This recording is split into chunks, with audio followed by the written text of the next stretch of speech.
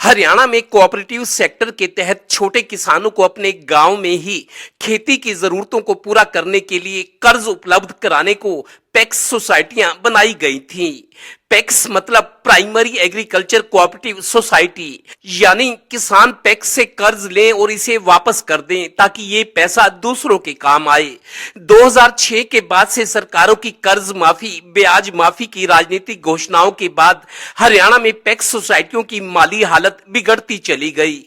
सरकार ने कर्ज माफी की रकम तो सोसाइटियों को दे दी पर ब्याज नहीं दिया, जबकि पैक्स कोऑपरेटिव बैंकों से कर्ज के बदले उन्हें ब्याज देते रहे।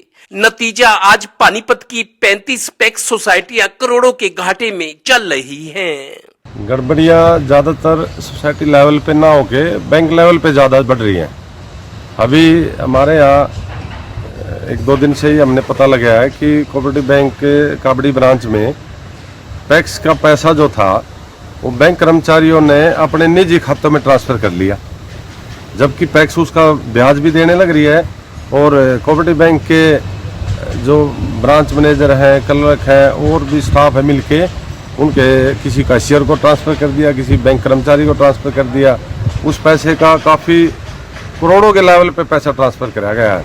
इधर पानीपत के काबड़ी गांव में चल रहे सेंट्रल कोऑपरेटिव बैंक की ब्रांच के मैनेजर हरपाल सिंह पर आरोप है कि उन्होंने तो बैंक की कई लाख की एंट्रीज अपने खाते और पत्नी के खाते में ट्रांसफर कर ली हैं। इस खुलासे के बाद मैनेजर साहब कई दिनों से बैंक ही नहीं आ रहे। वो कर रहे थे जी, हम कुछ एंट्री ऐसी थी जो हमारी पैक्स में नहीं थी। वो हमने मैनेजर साहब को बोला, बार बार बोला जी मगर जी ये एंट्री मलवा दो, या क्योंकि कंप्यूटराइज है जी वो, तो यहाँ कंप्यूटर नहीं है, मगर जी ये एंट्री बता दो हमारे को कहाँ है, ये कैसे है, कौन से हेड में डाल रखी है। लेकिन उन्होंने बोले कल बताऊंगा, परसों बताऊंगा, मेरे पास टाइम नहीं है। ये ब्रांच मैनेजर ने जी, ब्रांच यहाँ का? हाँ ब्रांच मैनेजर ने जी, क्योंकि मिलान तो उसके साथ करना है जी हमने खाते का। वो बोले अभी मेरे पास टाइम नहीं है। ये बात होंदो जी मेरे सामने तो 4-5 महीने निकल गई जी ऐसे ही।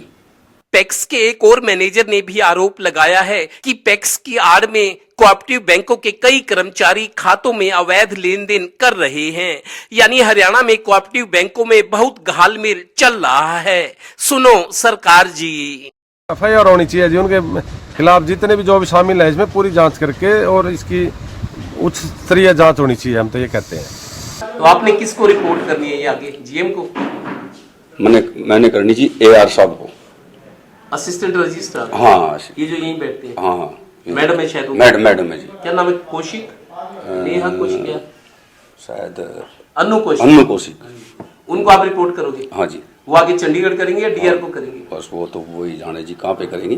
गौरतलब है कि हरियाणा में पैक्स सोसाइटियों को कोऑपरेटिव बैंक लोन देते हैं और उसके बदले ब्याज लेते हैं। अब पैक्स सोसाइटियां तो पटरी से उतर गई हैं।